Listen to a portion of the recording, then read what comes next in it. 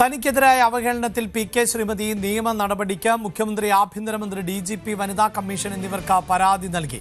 വാർത്തകൾ സമൂഹ മാധ്യമങ്ങളിൽ നിന്ന് നീക്കം ചെയ്യണമെന്നും നിയമ നടപടി വേണം എന്നുമാണ് ഈ പരാതിയിൽ ആവശ്യം ഉന്നയിച്ചിട്ടുള്ളത്.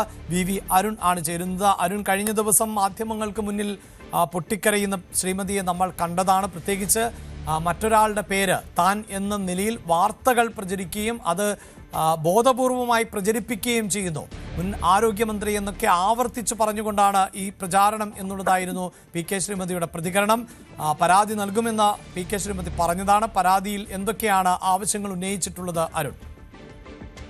ക്രിമിനൽ നടപടികൾ സ്വീകരിക്കണം, ക്രിമിനൽ നടപടി പ്രകാരം കേസെടുക്കണമെന്നാണ് പി.കെ. ശ്രീമതിയുടെ ആവശ്യം. വാർത്തകൾ സാമൂഹ്യ മാധ്യമങ്ങൾ നീക്കം ചെയ്യണമെന്നും പരാതിയിലുണ്ട്. ഈ വാർത്തകളുടെ ലിങ്കുകൾ, സാമൂഹ്യ മാധ്യമങ്ങളുടെ ലിങ്കുകൾ അടക്കം ചെയ്തുള്ള പരാതിയാണ് പി.കെ. ശ്രീമതി നൽകിയിട്ടുള്ളത്.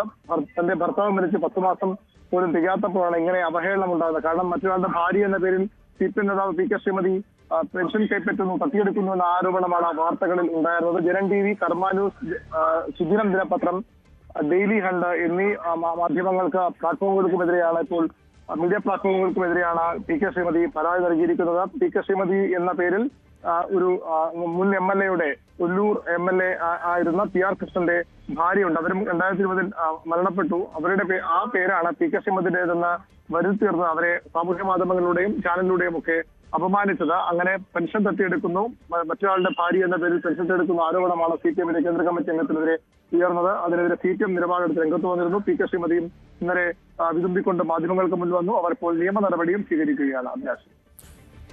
കഴിഞ്ഞ ദിവസം മാധ്യമങ്ങൾക്ക് മുന്നിൽ വികാരാധീനയായാണ് പി.കെ. ശ്രീമതി പ്രതികരിച്ചത്. തൻ്റെ പേര് തെറ്റായി ഉപയോഗിക്കുന്നു, അതും തനിക്ക് അഭിമാനക്ഷതം ഉണ്ടാക്കുന്ന തരത്തിൽ അത് ബോധപൂർവമായി പ്രചരിപ്പിക്കുന്നു എന്നുകൂടി പി.കെ. ശ്രീമതി പറഞ്ഞു വെച്ചിരുന്നു. ആ വിഷയത്തിൽ ഇപ്പോഴിതാ ഔദ്യോഗികമായി തന്നെ പരാതിയുമായി പി.കെ. ശ്രീമതി രംഗത്ത് എത്തിയിരിക്കുകയാണ്.